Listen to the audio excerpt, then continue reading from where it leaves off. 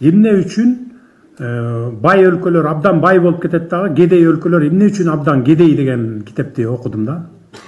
Ошону өзгөчөлүк кандай өлкөлөр өнүгөт дегенде, ал өлкөнүн кен байлыгы, же кайсы жерде жайгашкан, же деңиздин боюндабы, күн жакшы тиеби, погодага, аба ырайы деген эч нерсе таасир этпейт.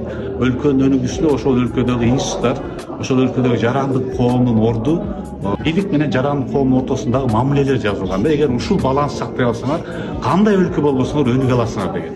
Бул өтө маанилүү. Эгер жарандык коом жок болуп кетсе, өлкөлөр авторитарный болуп кетет. Эгер жарандык коом күчтүү болуп кетсе, анда өлкө слабый болуп, ортосундагы балансты сактай билүү жолдору каралган да. Мен деле мурун ойлойт болчумун, биз деңизге выход жок, башка жок деп. Бирок бул китепти окугандан кийин көп нерсеге жетти. Биз мектептен баштап балдарга эркин ойлонууга, эркин ой жүгүртүүгө, өзүнүн пикирин айткууга, балдарга кичинекейинен баштап тандоо мүмкүнчүлүгүн берсек, мына ошол балдар кийин өлкөнүн капиталы болуп, анан ошол институттарды түзүп, өлкөнү өнүгүүгө салым кошо алат. Анан өлкөлөр кайсы себептерден улам азыркы жетишкендиктиги же жетишпегендиктигинин себеби эмнеде экенин деталдуу түрдө ачыктап берген жакшы бир китеп кыргызча чыкканына мен абдан кубанычтамын. Андан башка Джеймс Робинсондун Кыргызстанга келгени бул абдан маанилүү нерсе. Почему одни страны богатые, другие бедные деген китептин автору Джеймс Робинсон деген буюрса 14 мартта келет экен, ушул Новотелде саат 10до презентациясы болот. Бул китеп эмне жөнүндө?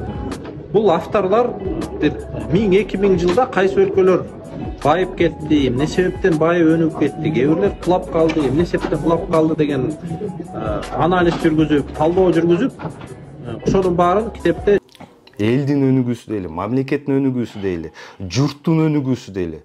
Өнүгүү деген эмне? Бул китеп сизге эмнеси менен жаккан жок да? Северная Корея ушундай жалгыз экономикалык блокадада калып, ядерный оружияны чыгарып берди. Өнүгүү Америкадан Түндүк Кореяга карай жүрөт дегендей ойга. Эгер илим эмне экенин билбесек, анда биз бүгүн туруп алып ишене беребиз. Ар кандай коучерлерге, анан визуализация, анан алтын доор келет, анан ошондо кыргыздар жыргайбыз дегендерге ишенип жүрө беребиз. Анан президент эле отуруп эле мисалы мен эле башкарам, мен айткандай болот деп эле отура берсе, анда кайда өнүгүү ким келет, туурабы? 90-жылдарда укканбыз ошондой умниктерди. Ошолорду угатып баарын талкаладык. Тиги немис глейген банкирлердин акчасын тартып алып өзүнө ме деп койчу. Сингапур, ал ошо өзү тиги Восточный Азиядагы эң чоң порт. Ал кандай болсо да байымак.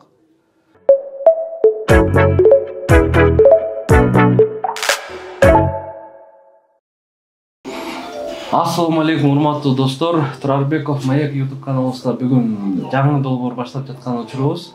Долбоордун атын жөн гана китеп батыл деп атап койдук. Буюрса сиздерге жагат деген үмүттөбүз. Бүгүнкү биздин долбоордо эки карама каршы инсандар талкуу уюштурушат. Бул дебаттын башталышына эмне себеп болду десеңиздер, ошол Айбек байкеден бир канча ай мурун интервью алды элек.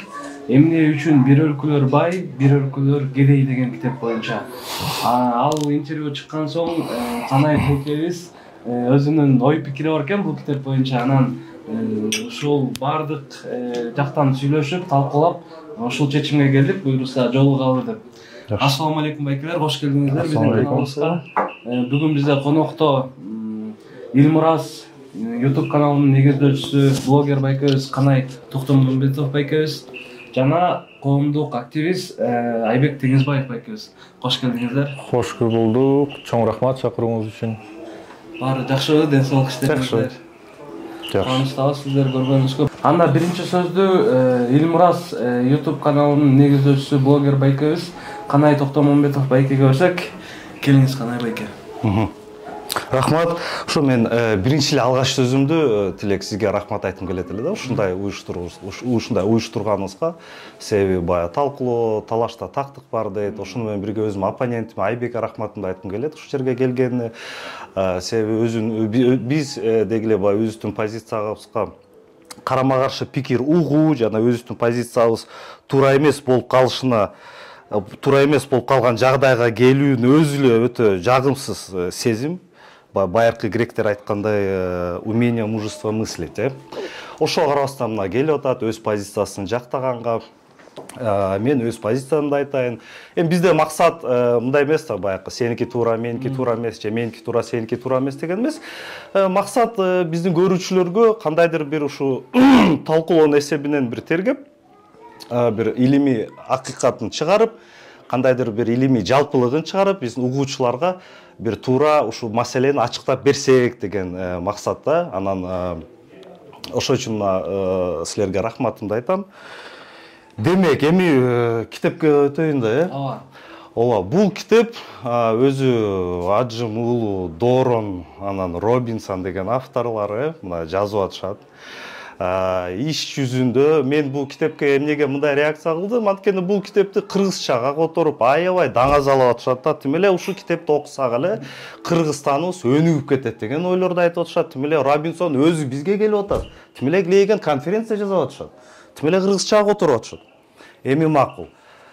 Иш жүзүндө эгер мындай традиционалдык илиммен карап келсек, ошол эле Ажым уулу Дорон, Робинсон булар нео институционализмдин өкүлдөрү. Жана булардын эмгеги, 15 жыл жазган эмгеги чын-чындап келгенде илимий критерийге жооп бербейт. Бул китеп иш жүзүндө жөн гана идеология, жөн гана пропаганда. Мен айтып атам, бул китептин эсебине неоколониализмдин түпкү иштерин жана неоколониализмдин өзөгүн жабуу идеология, жабуу максатында ушундай китептер жазылып чыгат. Мындай китептер ар дайым болуп келген, боло берет, мындан дагы да болот. Мисал айтып кетейин, шведтик окумуштуу барып, Эрик Рейнард.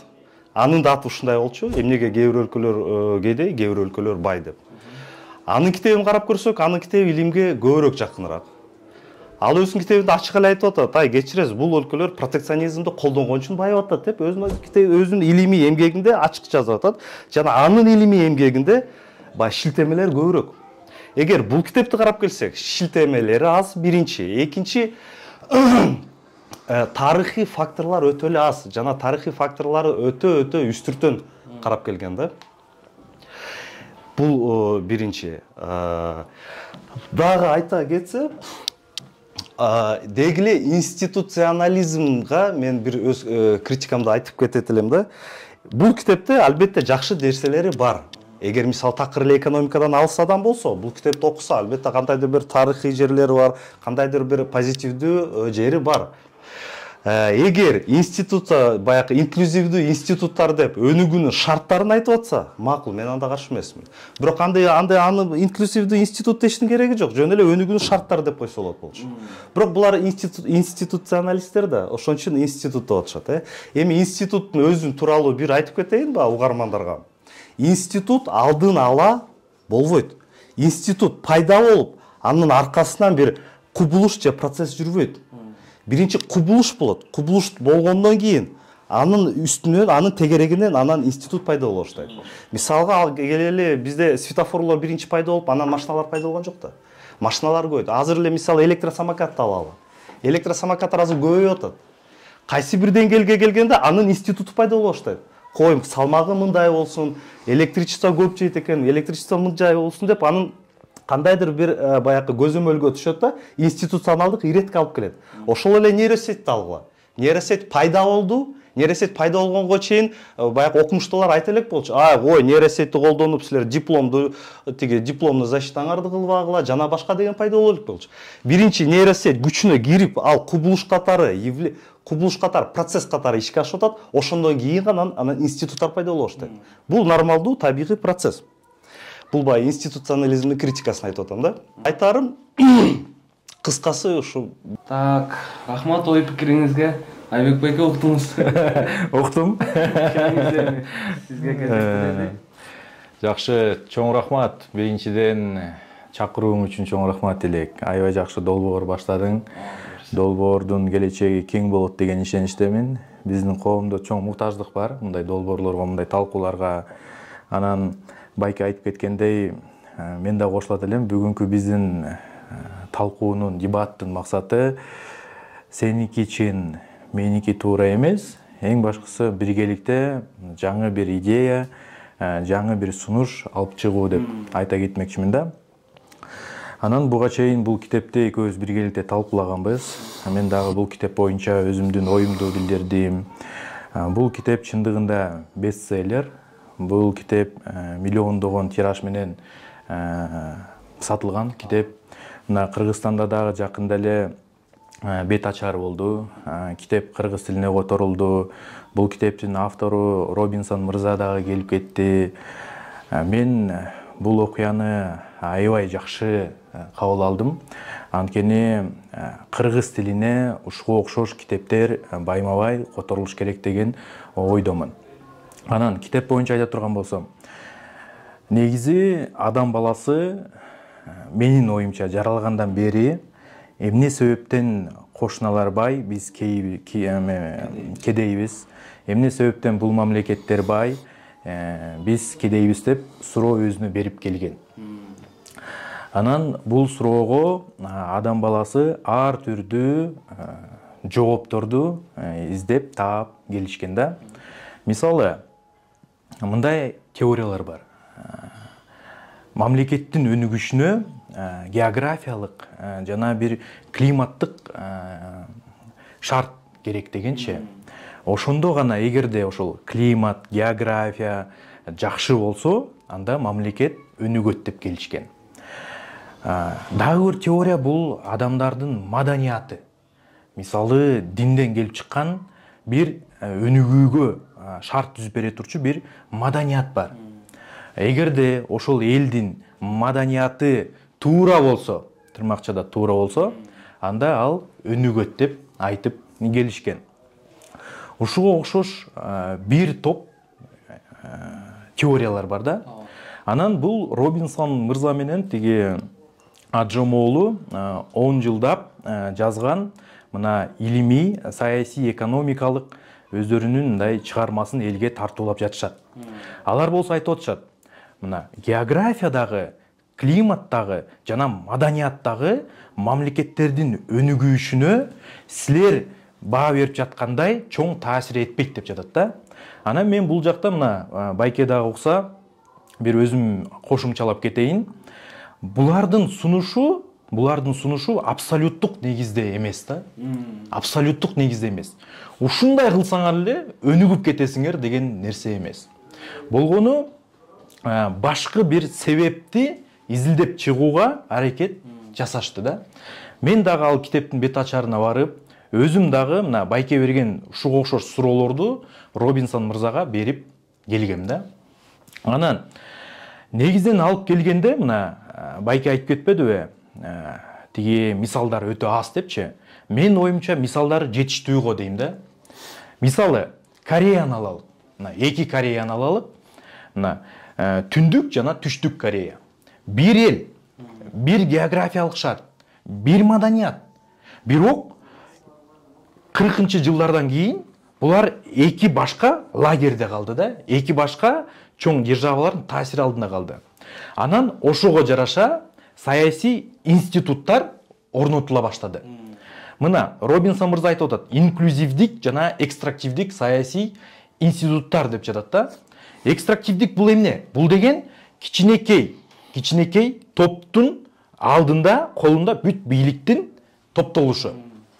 Экономикалык, саясий бийликтин топтолушу. Инклюзивдик болсо бул атаандаштык бар. Демократиялык, эркин экономикалык, жеке мүлктүн сакталган бир коом жана мамлекет институттарда.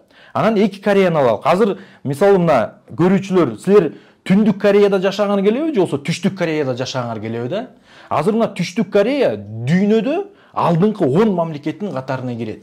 Мына Samsung, LG, Hyundai, Kia мына биз колдонгон телефондорду, биз тепкен арабаларды чыгарып атышат. Түндүк Корея эмнени чыгарды? Эч нерсе чыгара алган жок. Макул суроо десек анда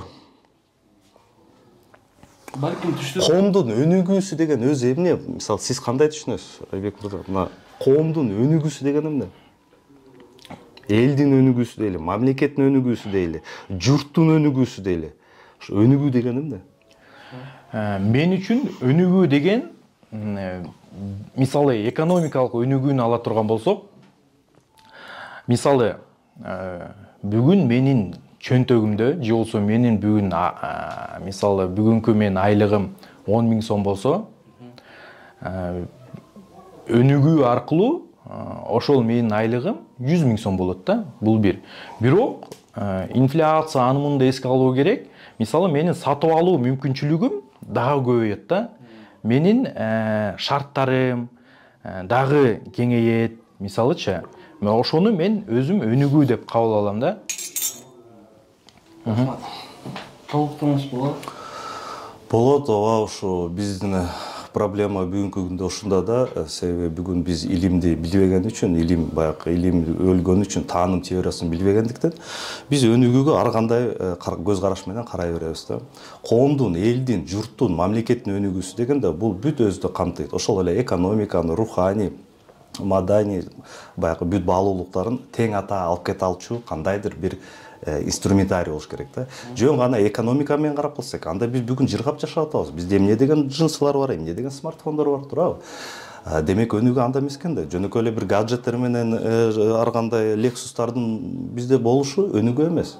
Демек өнүгүү деген эмне? Бул негизги суроо. Демек өнүгүү деген эмне дегенге биз толук кандуу жооп бергенге аракет кылыш керекпиз, илимге таянып. Кандай илим десек, аны коом тануу илими айтып берет бизге. Меске мисалы бул жагынан кошулуп кетем. Өнүгүү дегенде мен азыр экономикалык өнүгүүнү айтып кетпедимби? Жок, ошол өнүгүү бул аябай мындай кенен бир түшүнүк да, кенен бир түшүнүк. Мисалы ошол жалпы өнүгүүнүн ичинде сиз айткандай мына маданий тармагы бар, мына экологиялысы бар, экономика бар, саясаты бар, билим бар, эң маанилүүсүчү. Мисалы билим деген эмне? Бул сапат да. Сапаттуу бир билим, мектеп, жогорку университеттер, ошонун баардыгы мындай жалпы өнүгүү деген түшүнүктү өзүнө камтыйт да. Рахмат. Суроо кезек менен бересиздерби же 5 суроону каттым? Жок, мындай кезек менен бердим го, эми сиздики. Менин биринчи суроом, бул китеп сизге эмнеси менен жаккан жок да? Эмнеси менен жаккан жок? Бул чыгарма эмнеси менен жаккан жок? Бул китеп мага толугу жаккан жок. Себеби буга айтып кеткендей эле тарыхый статистикасы, тарыхый фактылар өтө аз. Ошону менен бирге ар бир тарых эмне үчүн тааным теориясы бизге керек, эмне үчүн илим деп атабыз, себеби кандай гана кубулуш болбосун. Ал тарыхка таралганда аны биз карап туруп, аны интерпретация кылабыз. Эми бул мырзалар интерпретация кылып атат. Мына ушул эле Северная Корея менен Южная Кореяны алсак, мисалы мына айтып кетейин, мына айтып атат. Северная Кореяны карасаңар капкараңгы, Южная Кореяны карасаңар жымжырт, сонун деп атат. Кечиресиз, бирок силер ошону менен ушинтип эле айтып койсо, анда биз чын эле ишенип калабыз. Северная Корея күңүрт, Южная Корея сонун экен деп. Чын эле ошондой. Эмпирикалык момундай бир көз караш менен карасак. Бирок эгер илимий далилдеп, илимий чукулап келсек, анда кечиресиз. Эмнеге айтпайт Северный Кореяда экономический блокадада жүргөнүн? Кечиресиз, Северный Корея өз көмүрүн сата албайт керек болсо. Кечиресиз, Северная Корея бүгүнкү күнгө чейин өзүнүн айылдагы муктаждыктарын, грузовиктерин тиги газогенераторный двигатель менен иштейт. Сиз элестете аласызбы? Грузовиктерге отунду салып, ошол менен капуста жана башка тиги сельхозпродуктаны жыйнап жүрөсүңөр. Бүгүнкү күндө Северная Корея ушундай жалгыз экономикалык блокадада калып, ядерный оружияны чыгарып берди. Эмне үчүн чыгарып берди? Жөнү жок эмес да. Себеби Америка Южная Кореяга кошулуп алып тиги ракеталарын коюп атат. Иш жүзүндө карап келсек, Америка Северная Кореяны коркутуп атат. А бизге айтып атат, Северная Корея тим эле бүт тиги адамзатты өзүнүн ядерный оружиясы менен коркутуп атат деп. А кечиресиз, ошондой блокадада туруп өзү ядерный оружие иштеп чыкты. Бул эмне деген сөз? Бул деген анын энергетикасы, тиги темир чыгаруусу, илими бир иретте өтө күчтүү иштеп берди деген сөз.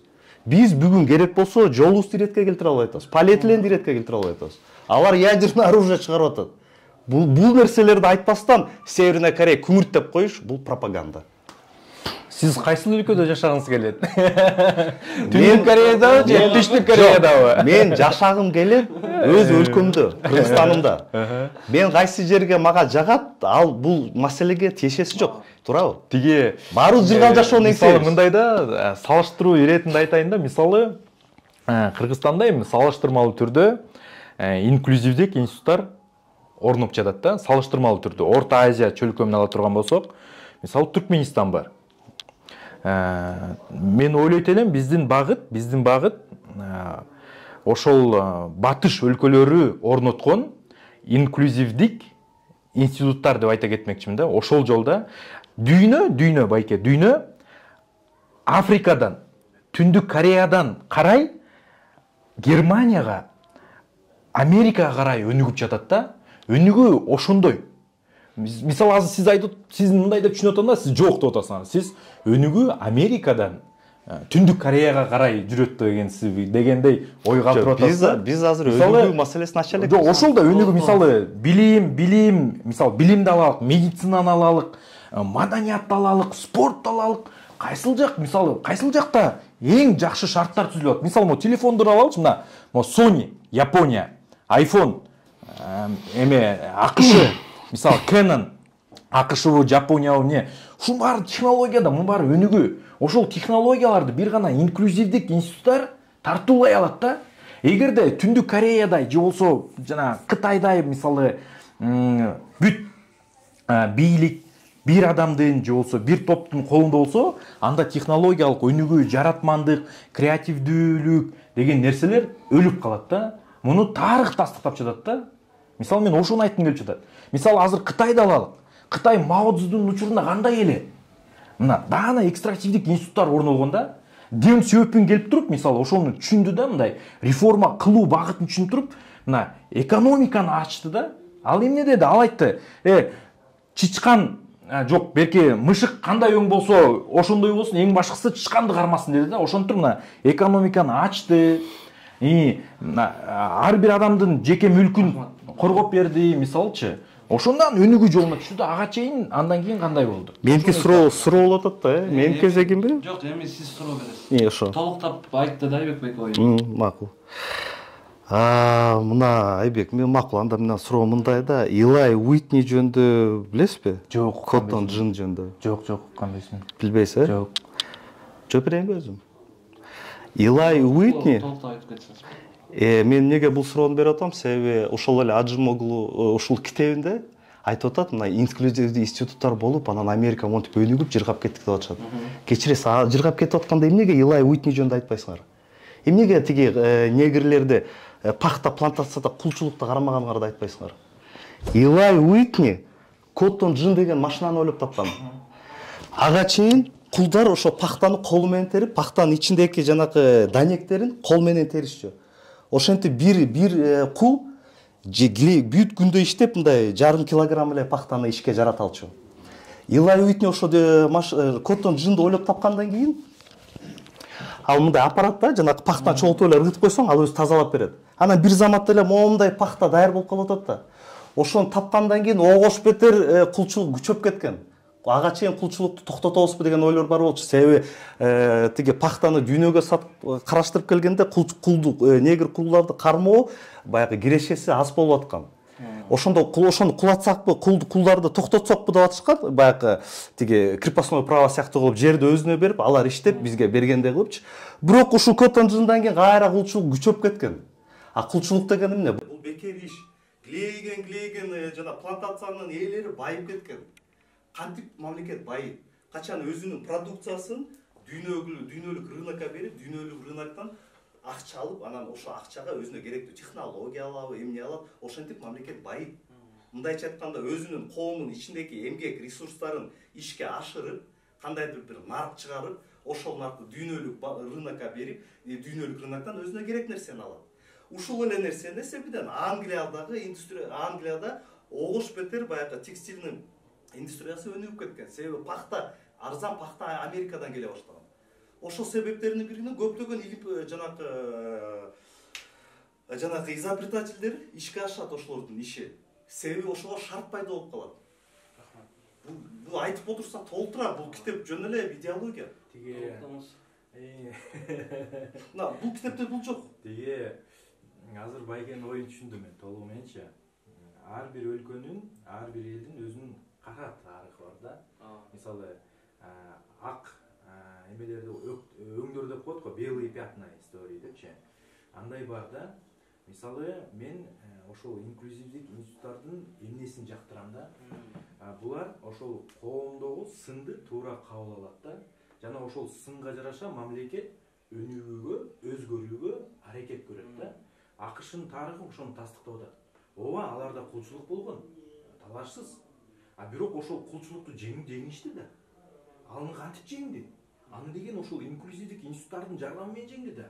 Аябай катуу сындар айтыла баштады, аябай катуу күрөштөр жүрүп алды. Мисалы, Мартин Лютер сымал аябай чоң улуу адамдар болгон да.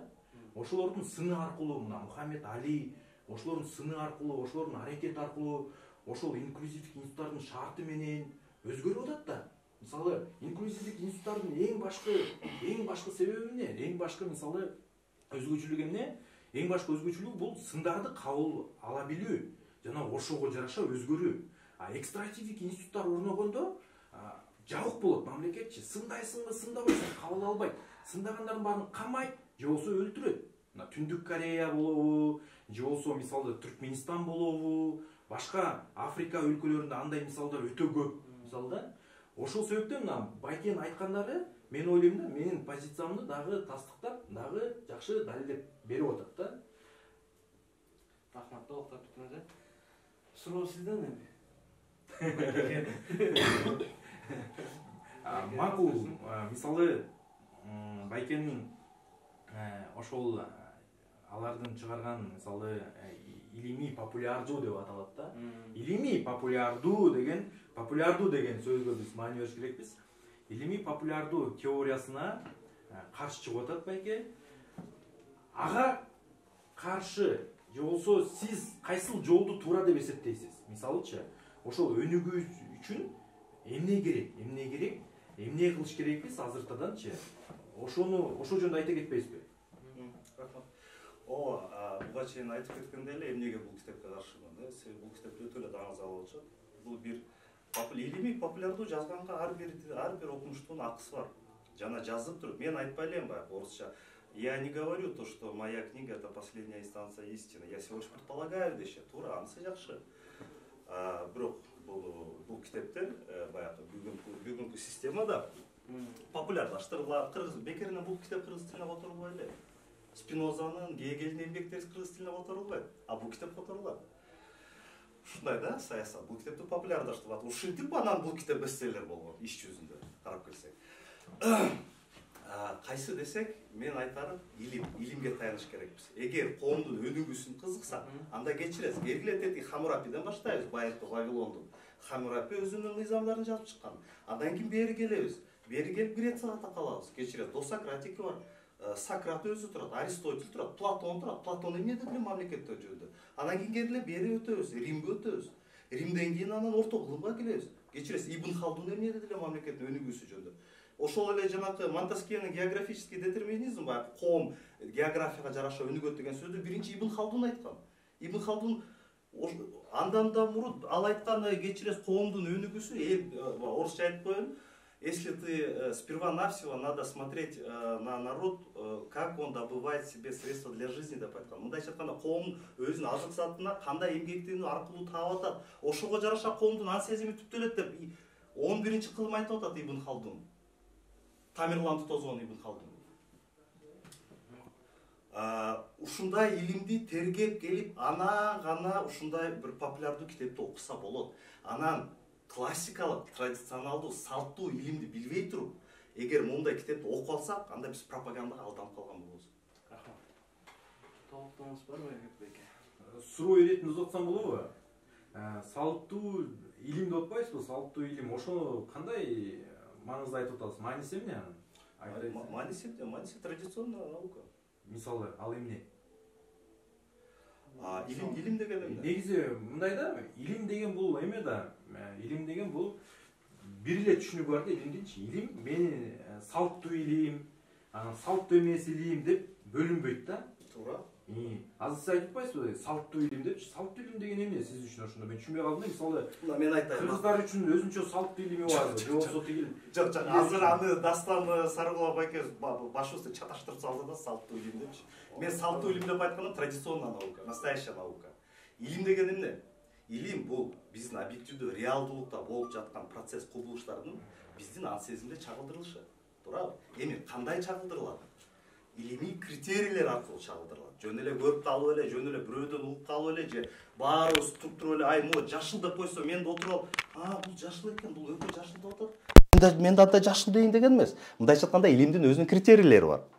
Ошо критерийлерден өтүп чыгып, илим өзү бир сиз айткандай, туура. Ошол критерийден өтүп чыккандан кийин гана буну илим дей алабыз. Мындайча айтканда, туура. А эми бул китеп, мисалы азыркы биз сүйлөшүп аткан китеп, илимий критерийге чыдабайт, дал келбейт.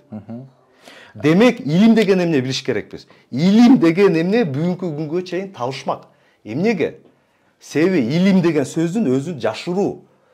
Илгери баякы Египет маалында, фараон маалдарда тиги, эй, дыйкан, сен алдыгы 3 кап мишогуңду, будайың бирөөсүн бизге бер. Биздин аркабызда мына Рамзес турат. Рамзес Ра, күндүн кудайынын баласы деп илимди жашырып, колдонуп келгенде эле бүгүнкү күнгө чейин деле бийлик жана байлык ээлери илимди колдонуп келет өз иретинде. Бул нормалдуу нерсе, бул ар дайым болуп. Ал тетиги башкы кадамдан баштайт да. Сиз билесиз, неолитическая революциядан баштайт да, жана ошондон бери тергеп келет. Эмне илим эмес, жана башка дегендей. Эгер илим эмне экенин билбесек, анда биз бүгүн туруп алып ишене беребиз. Ар кандай коучерлерге, анан визуализация, анан алтын доор келет, анан ошондо кыргыздар жыргайбыз дегендерге ишенип жүрө беребиз. Ошол үчүн илим керек. Илим демек тааным теориясы керек. Эме да негизи мен суроо аябай көп болуп атат сизгечи. Ошол суроолор аркылуу анын позициябызды тактагым келип жатат да. Мисалы, сизди бүгүн бир илимий данышман кылды президент. Же болбосо бийлик сиздин колуңузга келди. Кыргызстандын өнүгүшү үчүн эмне кылмак элеңиз да? Мисалы, мен өзүмө ал жооп тапкам.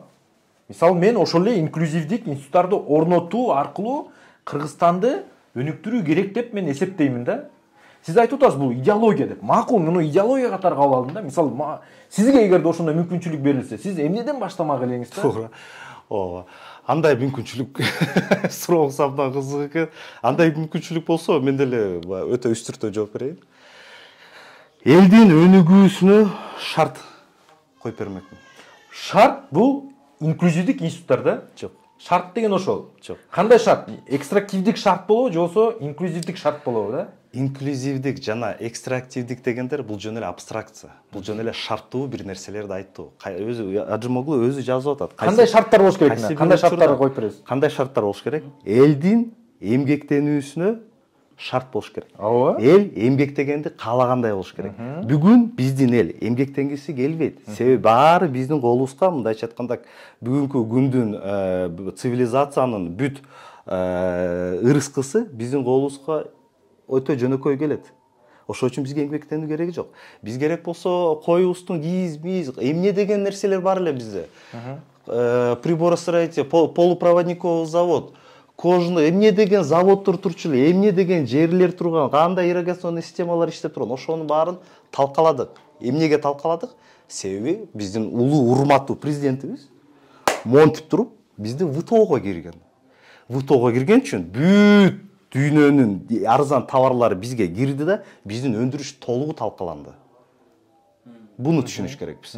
Дагы бир нерсени түшүнүш керекпиз. Эмне үчүн бизде баары кымбат? Эмне үчүн биздин Ысыкөлгө инвестор келбейт? Эмне үчүн биздин Кыргызстанга инвестор келбейт? Мына бул китепте азыркы бул китептин позитивдүү жагы бар. Мына бул айтып атат. Аргентинада кайсы бир жылдары Аргентинанын баш эмеси, президенти Аргентинанын пьесасын долларга теңеп салган деп атат.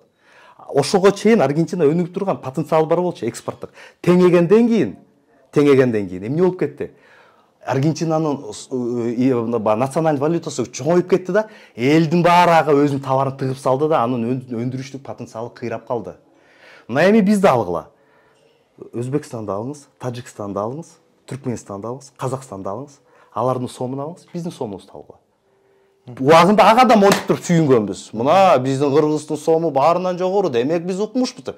Иш жүзүндө бул кыйроонун жолу. Бул бизди базарга айланткан. Ошол себептен бизге бүгүн инвестор келбейт. Ошол себептен Ысык көлүбүз кымбат. Ошол себептен Ысык көлдөгү кенедей коттедж $500,000 турат. 500,000ге Кипрден пансионат сатып аласыз. Же болбосо Турциянын жээгинен бир мини пансионат сатып аласыз. Ошол үчүн бизге эч кандай завод келбейт. Nike, эч кандай инвестор бизге келбейт. Себеби биздин адам 10,000 сомго иштебейт. Глейген завод келиш үчүн анын расходтору арзан болуш керек, ишкер арзан болуш керек. Ошондо ал бияка завод куруп берет да, жана өзүнүн продукциясы мировой конкуренцияга жетише алат. А бизге келип туруп азыр зарплата 10,000 сомго завод ачтыңчы бир Samsung. Биз 10,000 сом бизге акча, биз үчүн 10,000 сом акча эмес. Биз жөн эле таксовать этем деп коебуз. Ошол үчүн Өзбекстандын жана Тажикстандын граждандары Баткенге кирип биздин өрүктү алып иштетип жана башка алышат. Себеби биздин акча алар үчүн чоң акча. Бул маселелерди түшүнбөйүн, нарк кайдан жаралат, акчанын табигаты деген эмне? Бул маселелерди түшүнбөйүн, коомдун баюусу деген эмне, товардын алмашуусу деген эмне? Бул маселелерди ачыктабайын, биз өнүгүү деген эмнеге жооп бере албайбыз.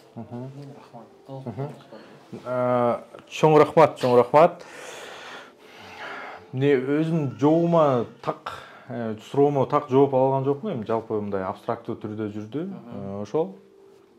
Жакшы, сиз суроо берсеңиз. Суроо? Мына макул айтып коелу, Ажымоглу баягы эми бул китеп тууралуу эле сүйлөшө берели да. Кайра эле менин критикам. Бунун критикасы еще укса болот. Институциональный анализм, анан инклюзивдүү институттар, анан Америка макул. Бирок ансыз келгенси, Глейген неолитическая революцияга кирип баратат. Туфийская культурага кирип баратат. Мына эми сиз айтыңызчы, эми ошол жакта институттар болгон үчүн неолитическая революция болуп кетти деп атат. Мына сиз айтыңызчы, неолитическая революцияны кандай түшүнөсүз? Жана эмне үчүн ал болду? Чын азыр айтсам, мен ал нерсе боюнча өзүм жеке түшүнүгүм жок. Ошол себептен ал темага мен кире албаймын да. Демек сиз баа бере албайсыз. Азыркы учурга токтолсок дагы туура болчудай да. Мен жеке азыркы позициям боюнчачы. Анан мисалы инвесторлордун Кыргызстанга келүүсү, келбөөсү бул чындыгында азыркы учурдагы биздин эң чоң көйгөйлөрдүн бирөөсү да. Эмне себептен инвестор Кыргызстанга келбейт? Мына ошол суроонун үстүнөн эгерде ой жүгүртө турган болсок, ооба факторлор көп. Мисалы базардын кичинекей болушу таасир этиши мүмкүн. Ошол эле учурда ошол инвесторлордун жеке мүлкүнүн корголушу жана корголбошу дагы таасир этет да. Эң чоң таасирлердин бирөөсү ушул деп эсептеймин да.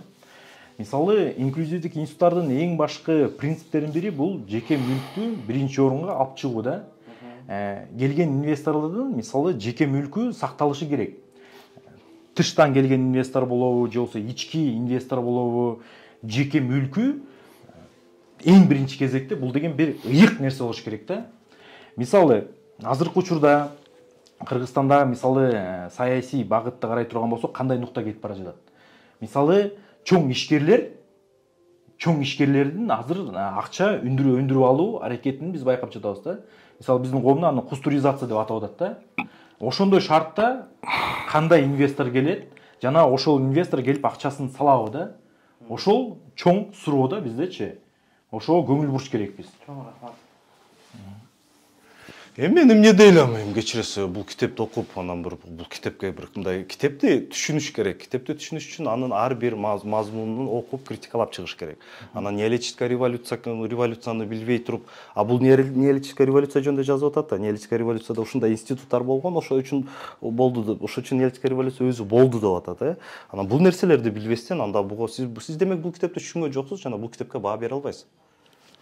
Сиздин бааңыз ал? Сиздин бааңыз? Сизде суроо.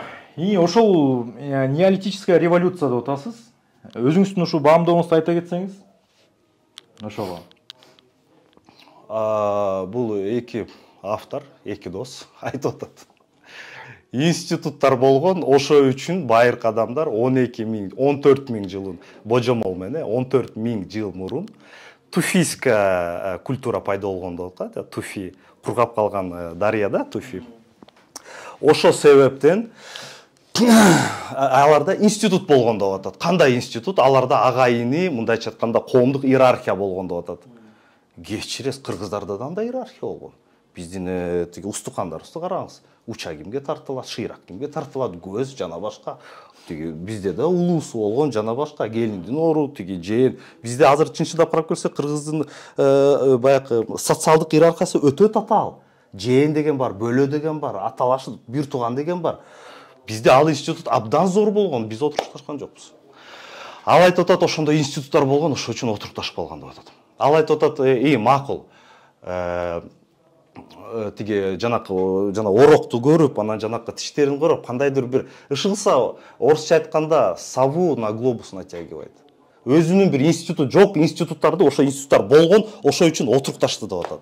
Эми кечиресиз, эгер тарыхчылар турса, биякта деген антропологдор турат, биякта деген археологдор турат, биякта деген историктер турат, эми ошолорду угуш керекпиз да.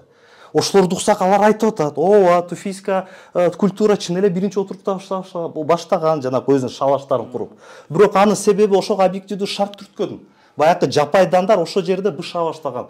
Баягы муз доору аяктагандан кийин ошо азыркы плодородный полумесяцте күн ысык болуп, дан өсүп, дан быша баштаган. Демек данды жегенге, чогултканга шарт пайда болгон. Биринчи ооба малга беришкен. Ошол шартты баягы склад кылып өзүнө топтогонго шарт пайда болуп атат. Тынбай эле көчүп жүрө бербестен ошол жакка бир отурукталуу жашаганга мүмкүнчүлүк пайда болгон. Анан кийин 2000 жылдан кийин анан гана ошол буудайды сугарса, ошол буудайдын данын алып отургузса, ошол өсүп чыгат экен дегенге адамзаттын жетишине 2000 жыл сарпталган. Ошентип анан 12000 жыл мурун неолитическая революция башталып атат. Эми бул факт. Любой археолог, антрополог, историкти алгыла да окугула. Ал жерде чын эле неолитическая революциянын келип чыгышынын шарттары жазылып турат. Жок, белтуруп алып институттар пайда болгон деп атат. Бул пропаганда, кадимкиле пропаганда.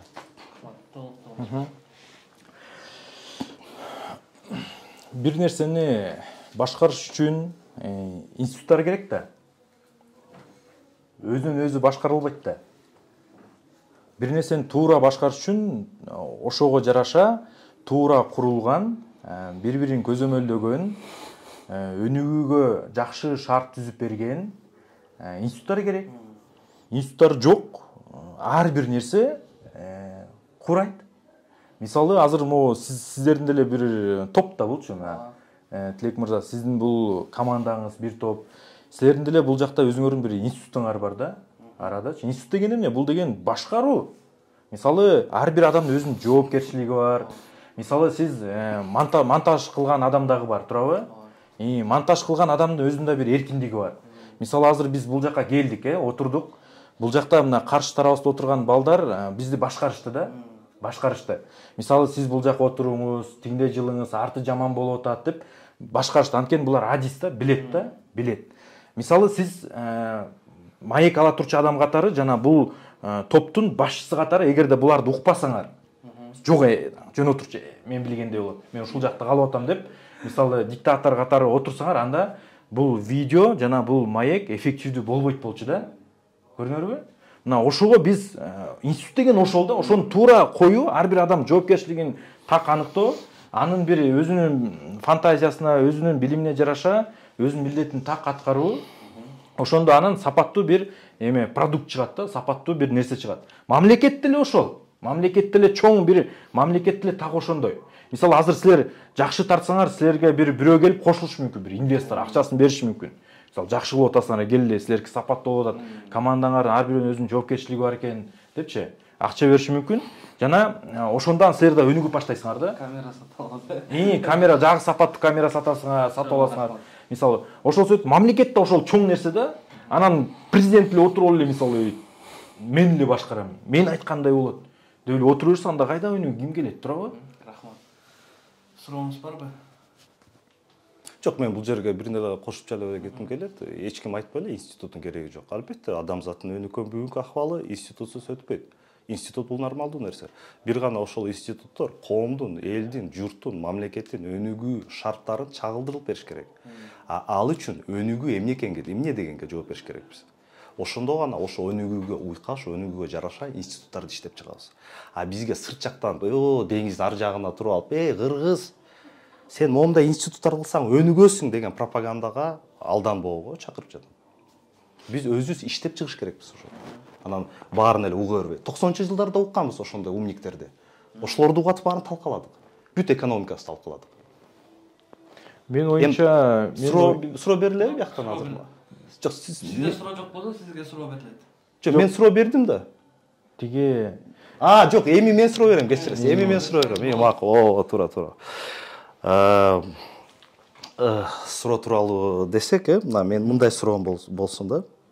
Мына сиз оюңузчу айтыңызчы. Мына бул айтып атат, эч мындай бир гана институт. Бул мындай илимий сөз менен айтканда, бул эки достун максаты институциональный детерминизм деп койсо болот.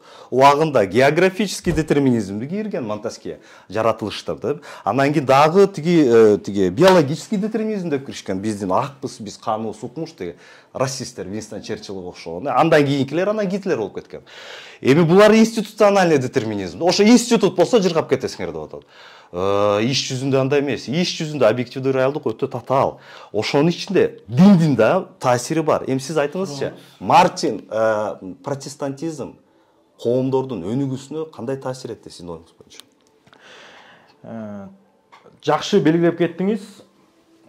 Өнүгүү өтө татаал нерсе. Муну моюнга алыш керекпиз. Жана бул нерсени китептин авторлору да белгилеп жатат.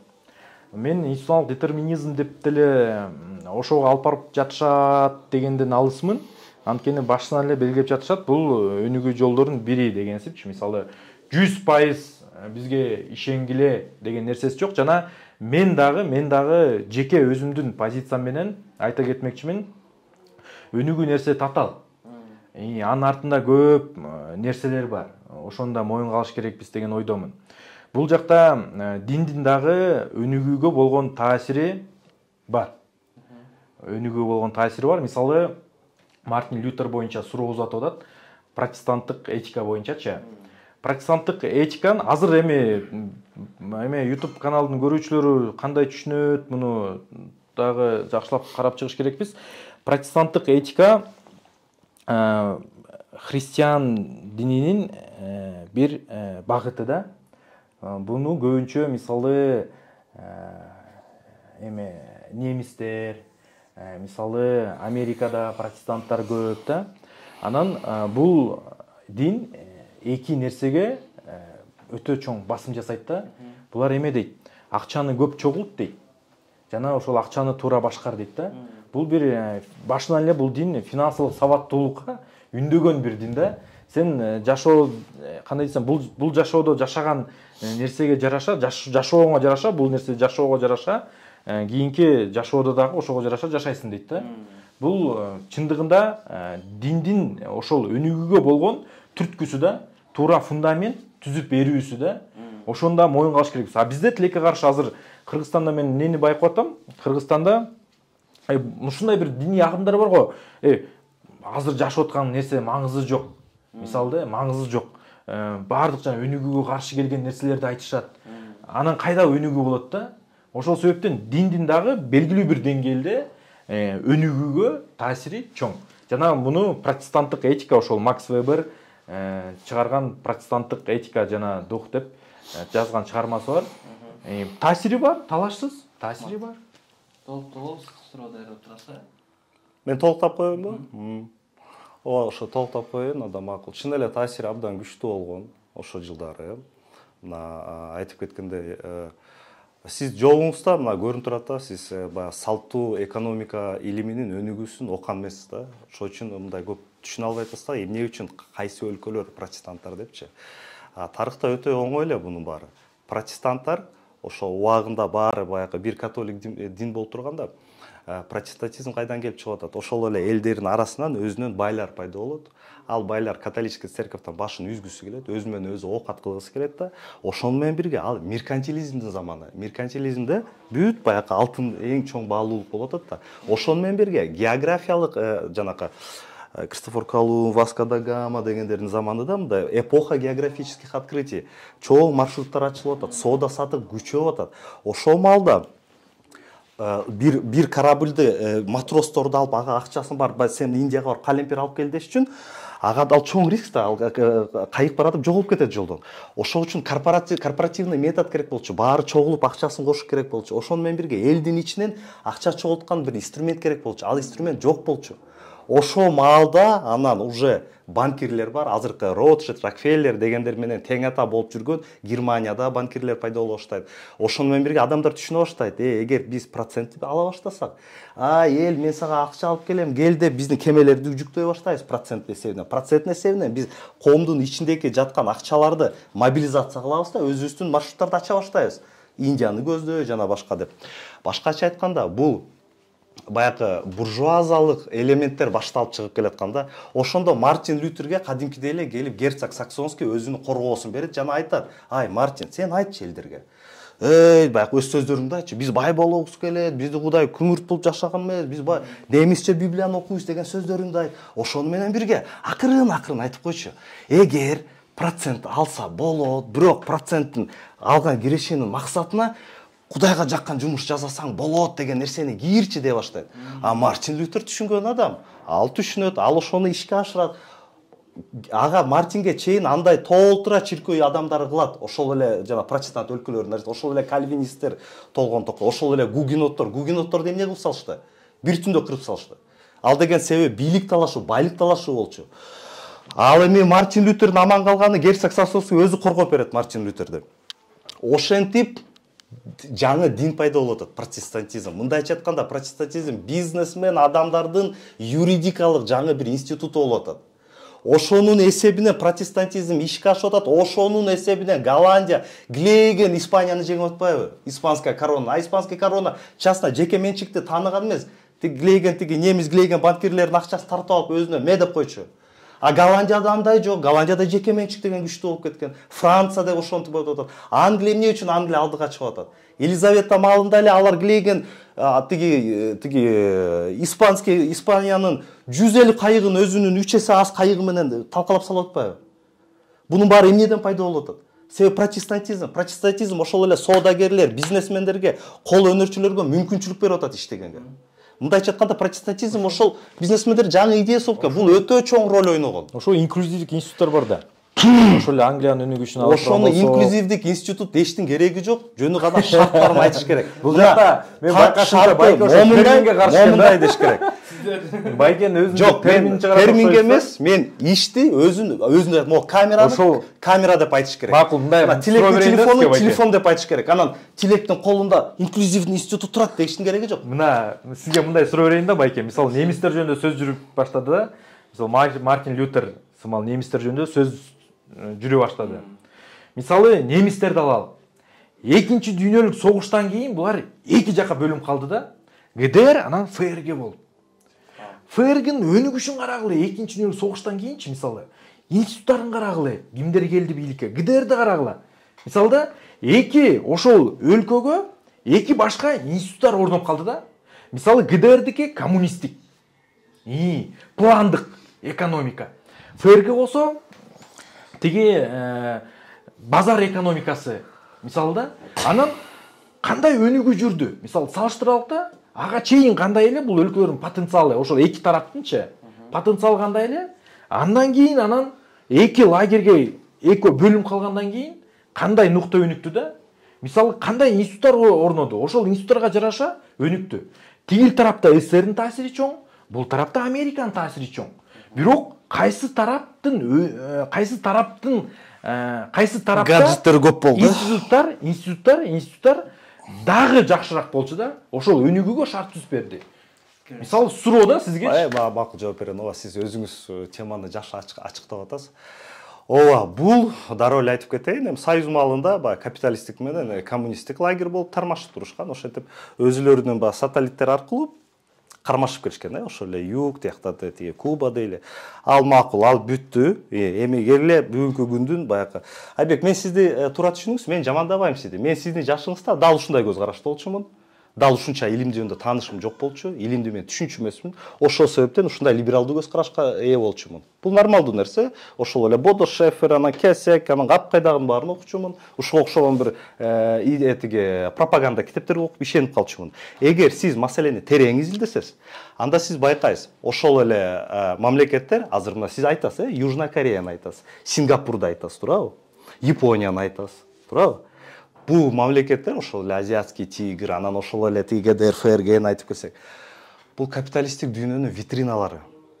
Эгер чын-чындап чукуп изилдеп келсек, анда биз көрөбүз кимиси эмне болуп өнүгүп кетти. Японияны алалы. Япониянын эмгекчил, мен ага эчтеке дебейм. Бирок Японияга Америка нефти берди.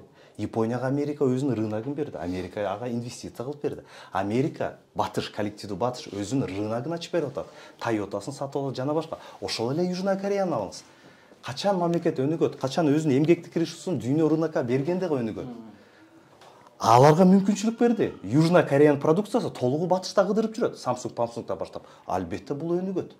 Кечиресиз, Сингапурду айтышат. Бул миф да, либералдардын мифи да. Сингапур, Ли Куаньдын китебин окудуңузбу, билесиз? Ооба. Мен да окугам. Ли Куань өз китебинде айтып атат. Мына биякта Советский Союз турган, биякта баягы батыш турган. Мен өзүм акылмандыгыма таянып батышты тандадым, ошол үчүн жыргап кеттик деп атат. Кечиресиз. Сингапур эч качан кедей болгон эмес. Сингапур ал ошо өз тиги Восточный Азиядагы эң чоң порт. Ал кандай болсо да байымак.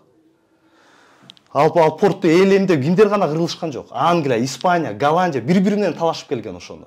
Силер эстеген Малайзияны багып жүргөн момундай порт Сингапур. Малайзия өзүнүн көкмөлигин, Малайзиянын улутчулдары Сингапурду кесип салды, Сингапур өзүнчө мамлекет болуп калды. Кенедей мамлекет килеген портко ээ болуп калды. Ал портто эмне деген акча, эмне деген соода сатык болуп атат. Буну эске алыш керекпиз. Бул нерселерсиз бул мамлекет өнүгүп кетти, жыргап кетти деп айтып коюш кыйын. Ал өнүгүүнүн түйүн караш керекпиз. Эмне үчүн өнүктү? Кантип өнүгүп атат? Адам өзүнөн өзү эле минтип өнүгүп, мамлекет өзүнөн өзү эле өнүгүп кетпейт. Качан өнүгөт? Качан өзүнүн эмгек ресурсун ишке ашырып, бир товарга жүктөп, ошол товарды башка мамлекет менен алмашып, ошо алмашуунун эсебинен келген акчага өзүнө керектүү дагы баягы жаңы станок алабы, жаңы технология алабы, өзүндө жок нефть алабы, жана башка. Ошонун эсебинен өнүгүү болот. Тиги негизи азыр сиз Сингапурду кандай десем, менин басмалап жок, менин позицияма жараша айтып атпайсызбы? Ошону мисал катары келтиресиңер депчи. А негизи муну Сингапурду бул китепке каршы бир үлгү катары чыгарышат да көбүчө. Сингапурда мисалы инклюзивдүү институттар болгон жок, мына бирок өнүгүп кетти депчи. Сиз бирок берки тарапка кошкон. Жок, бул китепке жакшы болду. Жок. Бул китепке каршы эмес. Бул китеп айтып атпайбы, экстрактивный институттар кез-кез жакшы иштейт деп. Анан мисалдарды келтирип атпайбы? Экстрактивный институттар баары бир жакшы иштеп берет. Мына бул мамлекет, тиги мамлекет. Бирок миңдин бирөө да бул. Анан тиги кимди деле ала берет, мисалы да. Эми азыр биздин бир билермандар болсо буна Айбек кечиресиз, оройт бирок ушу китепти окуп алышып, Өзбекстанда экстрактивный институттар ал бир күнү баары кыйрайт дешет. Кечиресиз, эчтеке кыйрабайт.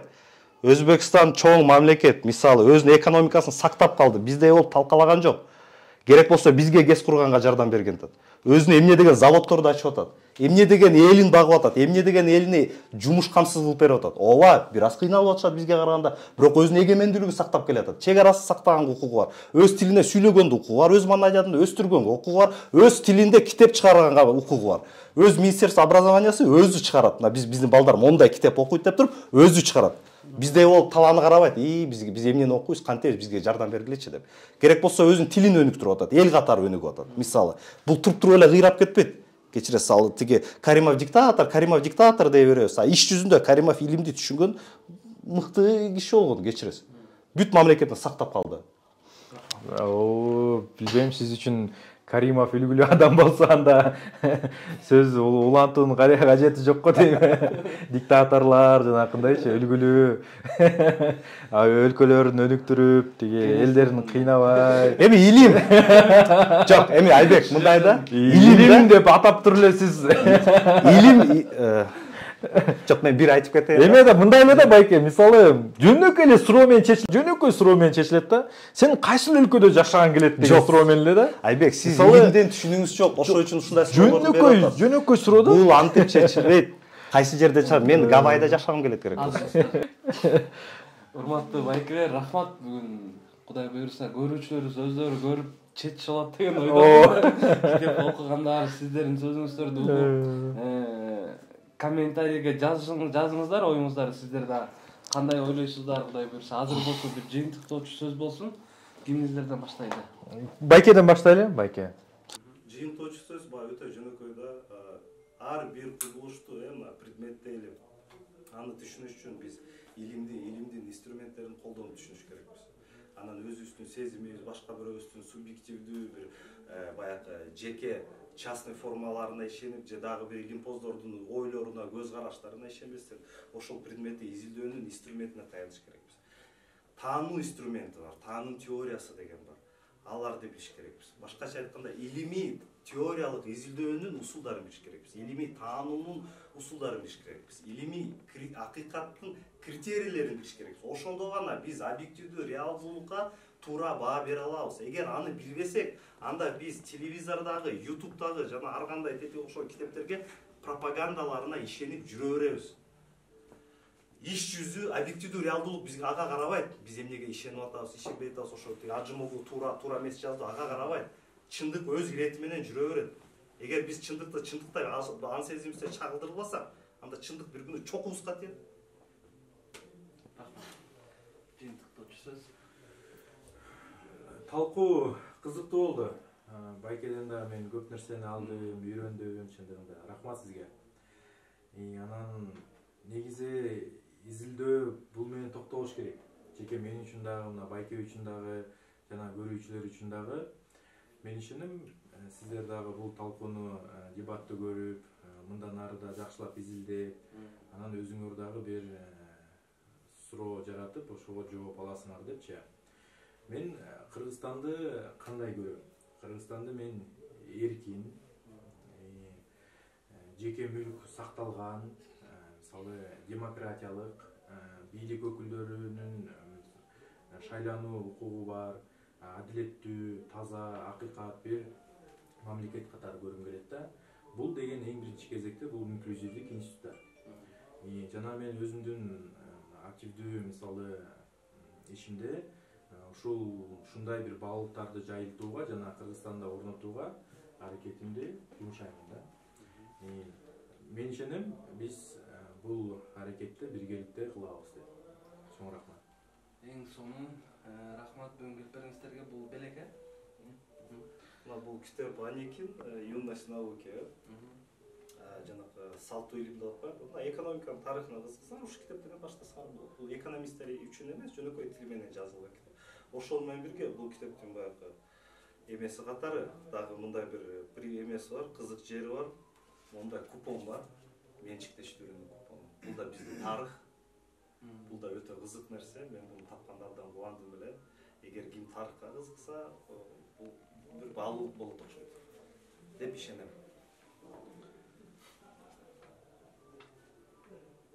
Сонун.